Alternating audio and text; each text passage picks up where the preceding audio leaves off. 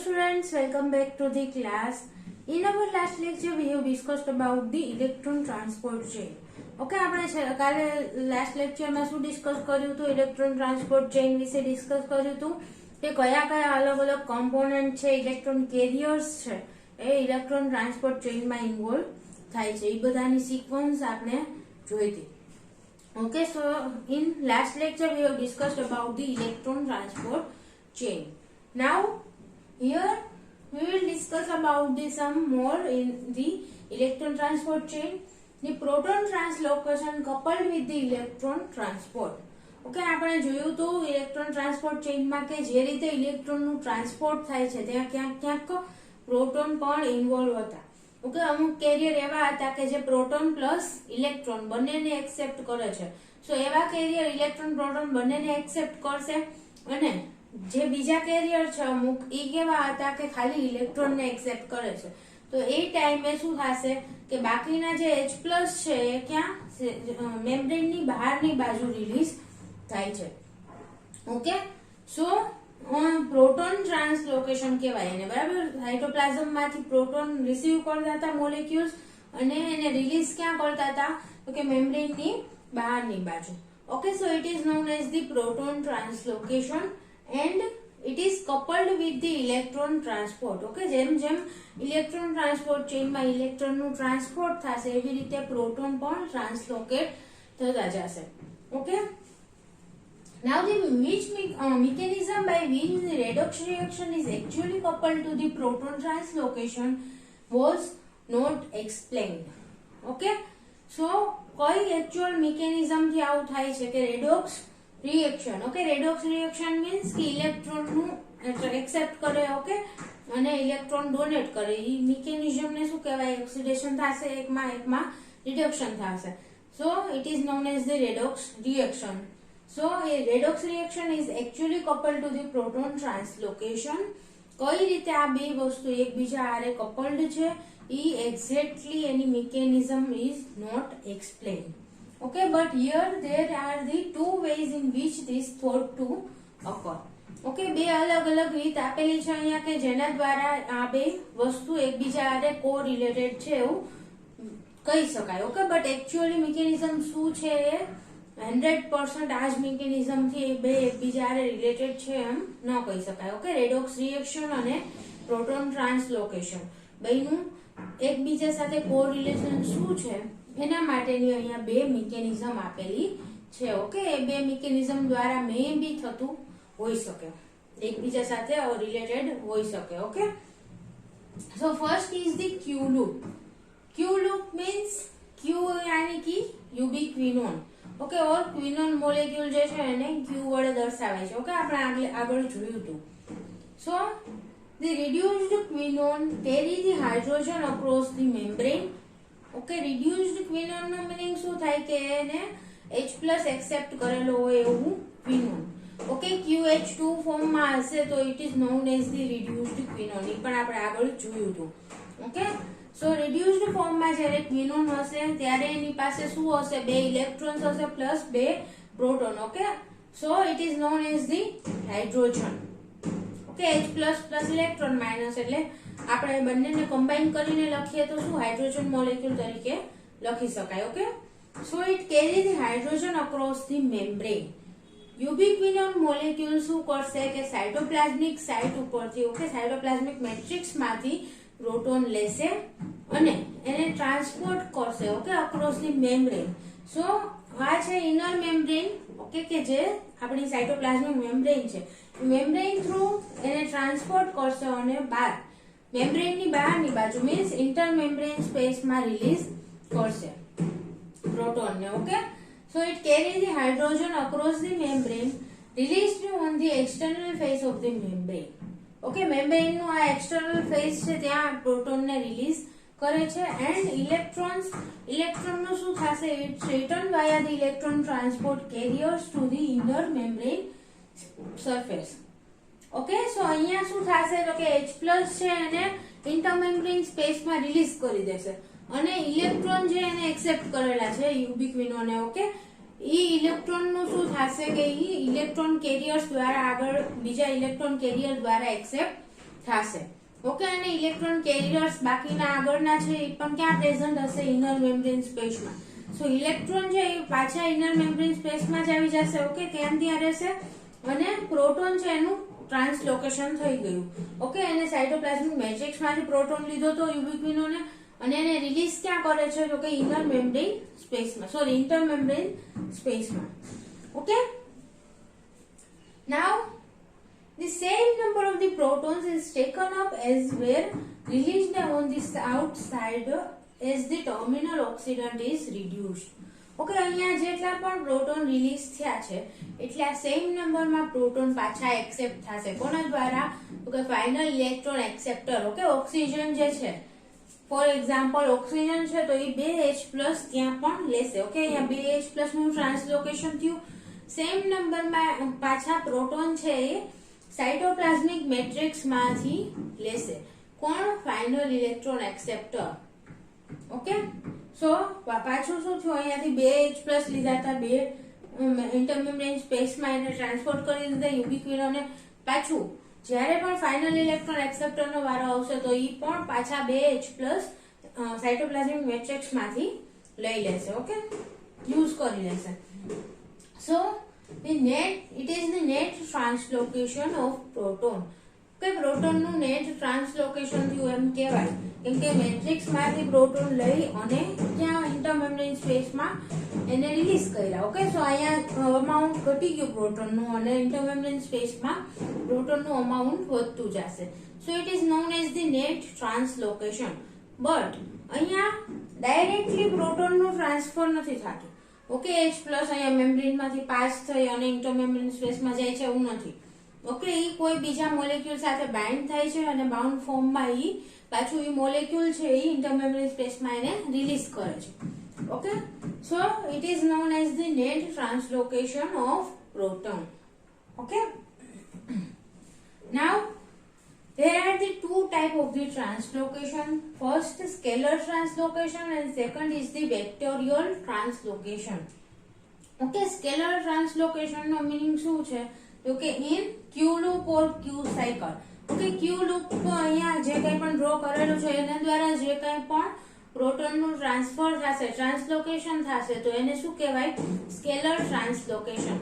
Scalar નો meaning શું થાય? કે ટ્રાન્સલોકેશન થશે બટ એની ડાયરેક્શન ફિક્સ નહીં હોય, કોઈ પણ ડાયરેક્શનમાં એનું ટ્રાન્સલોકેશન થઈ શકે છે. Okay, so it is not related to direction.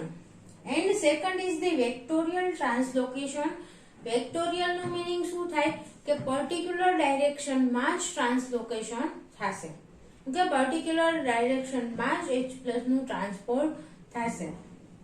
So the proton pumps. Okay, જો કંઈ પણ પ્રોટોન પંપ હોય એમાં શું થાય? કોઈ એક ડાયરેક્શનમાં જ પ્રોટોનનું ટ્રાન્સફર થતું હોય પ્રોટોન પંપ દ્વારા. Okay, so it couples the electron transfer to the proton translocation. Proton pumps are electron carriers. Okay, one type of the electron carriers કે ઈ ઇલેક્ટ્રોન ટ્રાન્સપોર્ટ ને પ્રોટોન ટ્રાન્સલોકેશન સાથે કપલ કરી શકે છે. Okay, so basically proton pump દ્વારા જે કંઈ પણ પ્રોટોનનું ટ્રાન્સલોકેશન થશે ઈ સિંગલ ડાયરેક્શનમાં હશે, યુનિડાયરેક્શનલ, કે કોઈ એક જ ડાયરેક્શનમાં પ્રોટોન ઈ પંપ દ્વારા ટ્રાન્સપોર્ટ કરી શકાય. Okay, but here scalar translocation નો મીનિંગ શું? કે એમાં કોઈ ડાયરેક્શન ફિક્સ નથી. ઓકે, યુબિક્વિનોન છે H+ જ્યાંથી કંઈ પણ એક્સેપ્ટ કરશે અને બીજી જગ્યાએ રિલીઝ કરી શકે છે, ધેટ્સ ઓલ. ઓકે, કોઈ પણ સાઈડથી એક્સેપ્ટ કર્યું અને કોઈ પણ સાઈડ રિલીઝ કર્યું તો એમાં કંઈ ડાયરેક્શન એની સાથે રિલેટેડ નથી. Okay, now these both mechanisms are different but the result is the same. Okay, આ જે બે મિકેનિઝમ છે સ્કેલર ટ્રાન્સલોકેશન, વેક્ટોરિયલ ટ્રાન્સલોકેશન, ઓકે, બંનેની મિકેનિઝમ એકદમ ડિફરન્ટ છે. ઓકે, પ્રોટોન પંપ દ્વારા જે કંઈ પણ ટ્રાન્સલોકેશન થશે તો એ પણ અલગ છે અને જે ક્યુ લૂપ ક્યુ સાયકલ દ્વારા પ્રોટોનનું ટ્રાન્સલોકેશન થાય છે તો એની મિકેનિઝમ પણ અલગ છે. ઓકે, બટ એ બેનું જે ફાઇનલ રિઝલ્ટ છે એ શું છે? Same. Okay, net translocation of proton, એ બેનું ફાઇનલ રિઝલ્ટ છે. Okay, so the result is the same. કે અહીંયાથી સાયટોપ્લાઝમિક મેટ્રિક્સમાંથી પ્રોટોનનું ટ્રાન્સલોકેશન થશે ઇન્ટરમેમ્બ્રેન સ્પેસમાં. Okay, it is the final result for both the type of the translocation. Now, એ two terminologies are there. Okay, આ બે ટર્મિનોલોજી તમારે યાદ રાખવાની છે. ડેલ્ટા પી નો મિનિંગ શું થાય? Proton motive force. ઓકે, અહીંયા જે કંઈ પણ પ્રોટોનના ટ્રાન્સપોર્ટના લીધે પ્રોટોન મોટિવ ફોર્સ જનરેટ થશે મેમ્બ્રેનમાં. Okay, so proton motive force is solved by the delta P and second is the delta EH. delta EH no meaning શું થાય? Potential value. ઓકે, અલગ અલગ ઇલેક્ટ્રોન કેરિયર વચ્ચે જે કંઈ પણ પોટેન્શિયલ ડિફરન્સ છે એને આપણે ડેલ્ટા EH દ્વારા આપી શકાય. Okay, so this is the basic information about the translocation of proton. Now we will discuss about the both type of the translocation. Okay, Q loop દ્વારા જે કંઈ પણ ટ્રાન્સલોકેશન થાય છે એ ડિસ્કસ કરીશું. And then we will discuss about the translocation by the proton pump. Now the Q loop. Okay, Q loop actually માં શું છે એના વિશે આપણે અહીંયા ડિસ્કસ કરશું. So electron carriers alternate between the that carry both the hydrogen and electrons and those that only carry the electrons. Okay, electron carrier જે આપણે વાત કરી હતી એમાં બે ટાઈપના હોય છે. એક કે જે પ્રોટોન અને ઇલેક્ટ્રોન બંનેને ટ્રાન્સફર કરે છે, બંનેને કેરી કરે છે, પ્લસ બીજું એવા ટાઈપના કેરિયર છે કે જે ખાલી ઇલેક્ટ્રોનને કેરી કરે છે. Okay, so the flavoprotein and quinine. Okay, four quinone are the hydrogen carrier. Okay, hydrogen means proton plus electron. Okay, H plus અને ઇલેક્ટ્રોન માઇનસ બંનેને કેરી કરશે. And iron sulphur protein or the cytochromes that only carry the electrons. Okay, so આપણે અગર electron transport ચેઇનની વાત કરી તો સૌથી પહેલા કોણ આવશે? ફ્લેવોપ્રોટીન જે H પ્લસ અને ઇલેક્ટ્રોન બંનેને કેરી કરશે. Second would be the ion sulphur protein કે જે ખાલી ઇલેક્ટ્રોનને કેરી કરે છે.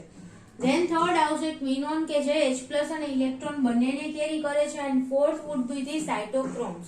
Okay, which only carry the electron. So બંનેની વચ્ચે અલ્ટરનેટ થતા રહેશે electron carriers. Okay, so now the actual Q લૂપમાં શું થાય છે આપણે પહેલા અહીંયા ફિગરમાં જોઈ લઈએ. So here it is the matrix, inner membrane space and intermembrane space. Okay, આ સાઇટોપ્લાઝમિક મેમ્બ્રેન ની સ્પેસ છે, inner membrane space. Okay, so સૌથી પહેલા યુબિક્વિનોન જે છે એ સાઇટોપ્લાઝમ માંથી H+ ને એક્સેપ્ટ કરશે. ઓકે, આગળ આપણે વાત કરી હતી કે એક H+ ને એક્સેપ્ટ કરશે એટલે સેમિક્વિનોન બનશે or hemiquinone. Okay, and then it would accept the second H+, second electron and it would be converted into the UqH2. Okay, finally reduced form of the quinone, or it is also known as the quinol. Okay, so quinol form માં આવી ગયું. Okay, ક્વિનોન માંથી અહીંયા એને બે H+ accept કર્યા, બે electrons accept કર્યા છે. and it will transfer to the outer side of the membrane. Okay, inner membrane space માં આ કઈ બાજુ હતું? તો કે મેટ્રિક્સ સાઇડ ઉપર આ રિએક્શન થશે. Okay, this is known as the reduction of quinone. Now it will transfer to the outer side of the membrane and यहाँ શું થશે તો કે એ પાછું સેમિક્વિનોન માં કન્વર્ટ થશે અને એમાંથી કેમાં કન્વર્ટ થશે?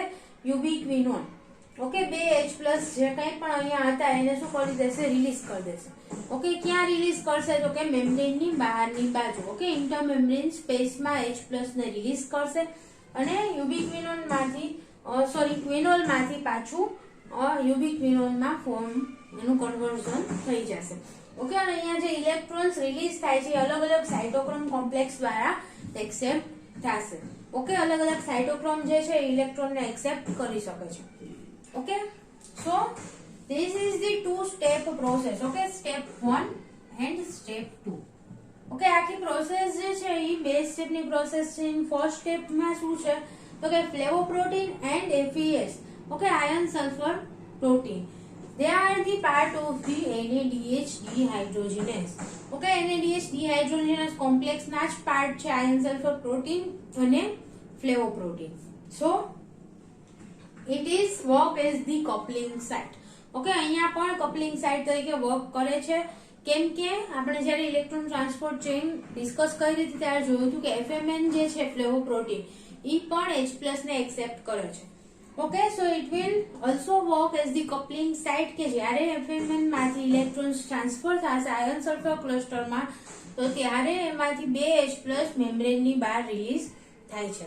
Okay, so it is also the coupling site for the redox reaction and proton translocation.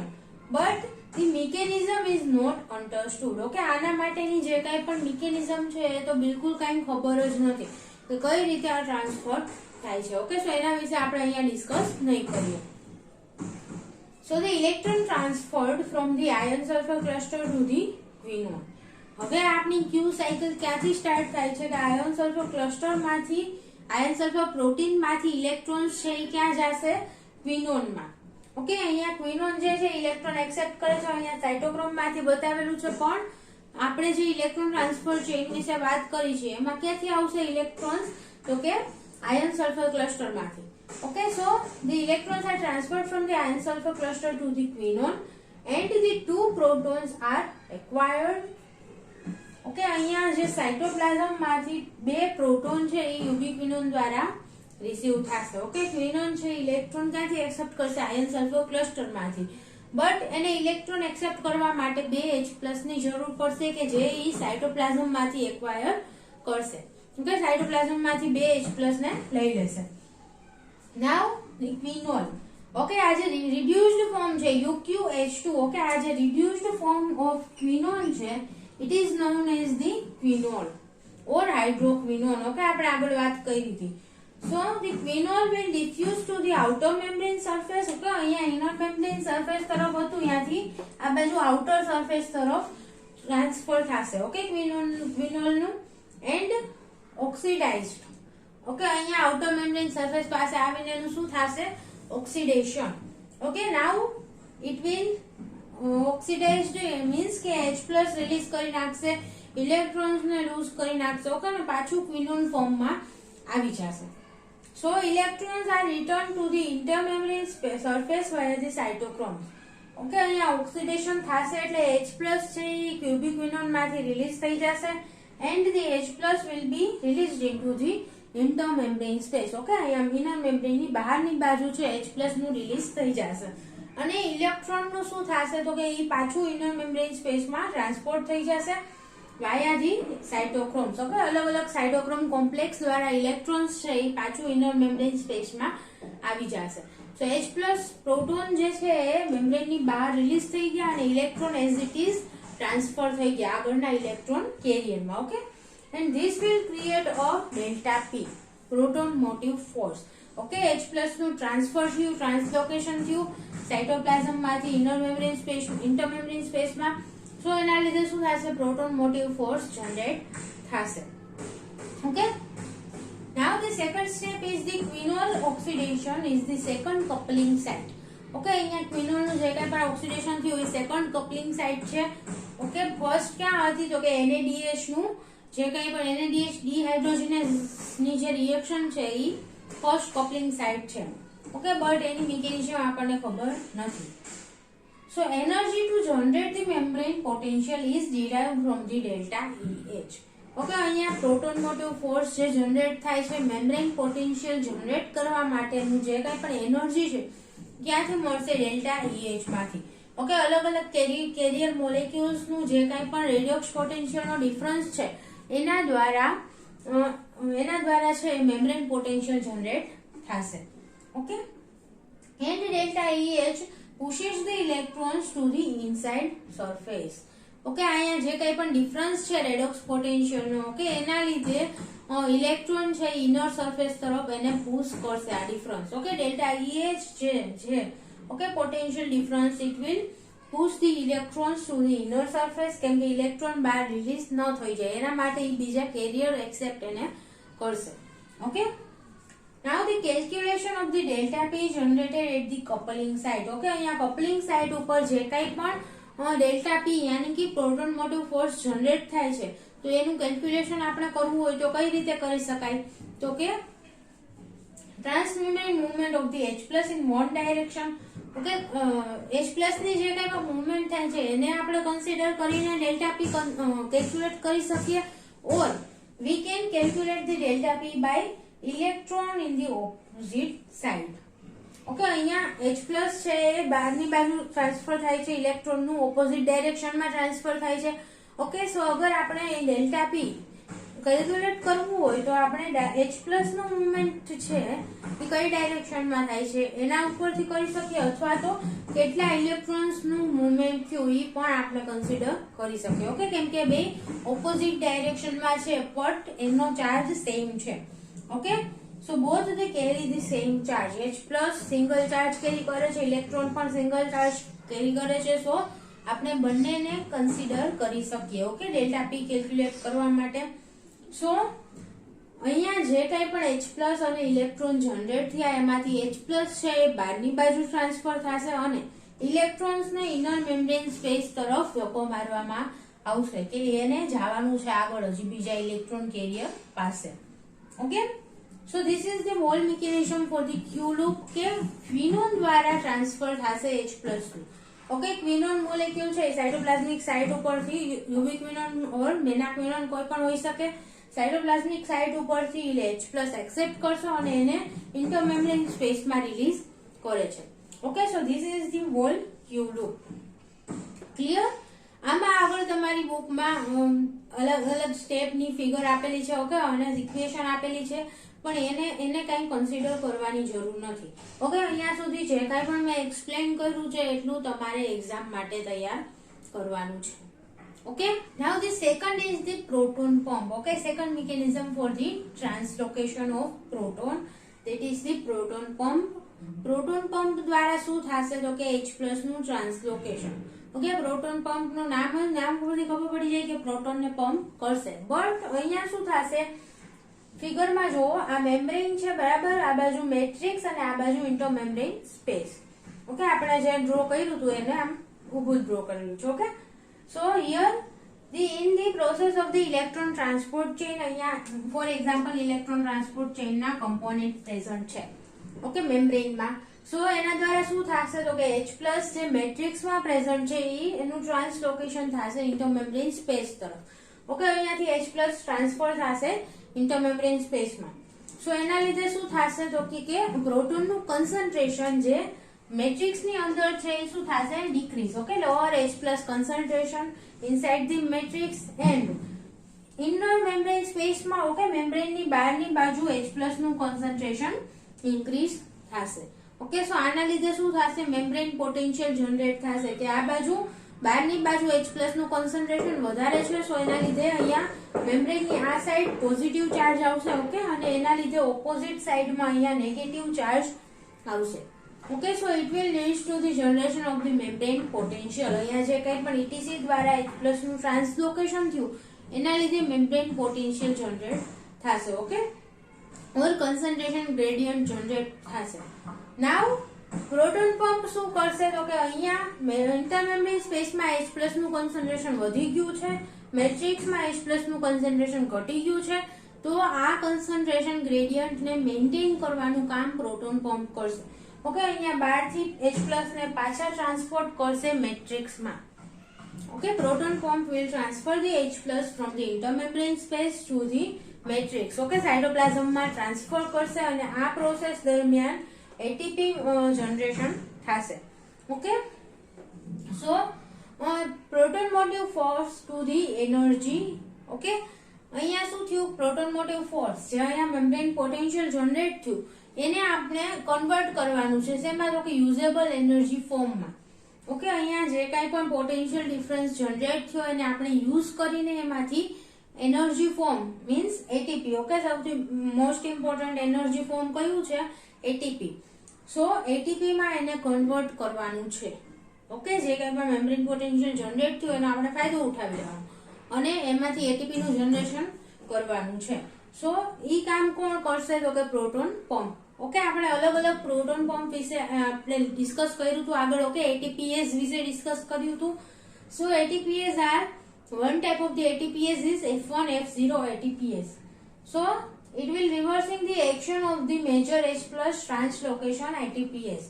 Okay, આપણે જ્યારે ATPase વિશે વાત કરી હતી ત્યારે એમાં શું હતું તો કે મેટ્રિક્સ માંથી H+ નું ટ્રાન્સપોર્ટ થાય છે સેલની બહારની બાજુ. ઓકે, ATPase મીન્સ અહીંયા ATP નું બ્રેકડાઉન થશે અને એ બ્રેકડાઉન ના લીધે H+ મેટ્રિક્સ માંથી ઇન્ટરમેમ્બ્રેન સ્પેસમાં ટ્રાન્સપોર્ટ થશે. ઓકે, બટ અહીંયા એની એક્શન છે એ રિવર્સ થઈ જશે કેમ કે મેમ્બ્રેનની બહારની બાજુ H+ નું કોન્સન્ટ્રેશન વધારે છે, કોન્સન્ટ્રેશન ગ્રેડિયન્ટ જનરેટ થયો છે. સો H+ ટ્રાન્સપોર્ટ થશે અને ઈ મિકેનિઝમમાં ઓકે રિવર્સ મિકેનિઝમ થાય છે. ઓકે H+ અંદરથી બહાર નહીં પણ બહારથી અંદર ટ્રાન્સપોર્ટ થાય છે. સો એટીપી નું જ્યાં બ્રેકડાઉન થતું હતું એના લીધે અહીંયા શું થશે generation. Okay ADP plus phosphate માંથી એટીપી નું જનરેશન થશે. પંપ રિવર્સ ડાયરેક્શનમાં વર્ક કરશે. ઓકે જે બ્રેકડાઉન કરતું હતું એના જગ્યાએ શું થશે એટીપી નું synthesis. Okay so ATP synthase will work as the major H+ translocator. Okay H+ નું ટ્રાન્સફર કરશે અને એટીપી નું જનરેશન પણ સાથે સાથે થઈ જશે. ઓકે અને અહીંયા જે ગ્રેડિયન્ટ કોન્સન્ટ્રેશન ગ્રેડિયન્ટ જનરેટ થયો છે એ પણ મેન્ટેન થઈ જશે. Clear? So this is the all about the proton pump. Now the next topic is the ATP synthase. Okay, તમારી બુકમાં ATP synthase આપેલું છે નેક્સ્ટ ટોપિક કે જેમાં F1 F0 ATPase વિશે વાત કરેલી છે. ઓકે બટ આપણે આગળ ATPase માં અલગ અલગ ટાઈપના ATPase જોયા હતા ત્યારે સેમ આપણે સ્ટડી કરેલું છે F1 F0 ATPase. ઓકે બંનેનું કન્ટેન્ટ પણ સેમ છે. સો આપણે ATP synthase વિશે આછું ડિસ્કસ નહીં કરીએ અહીંયા બીજી વાર. Okay so in our next lecture we will start with the next topic. Okay, that is the anaerobic respiration. So thank you so much students for watching this video, and if you have any doubt then please ask in the comment box. Thank you.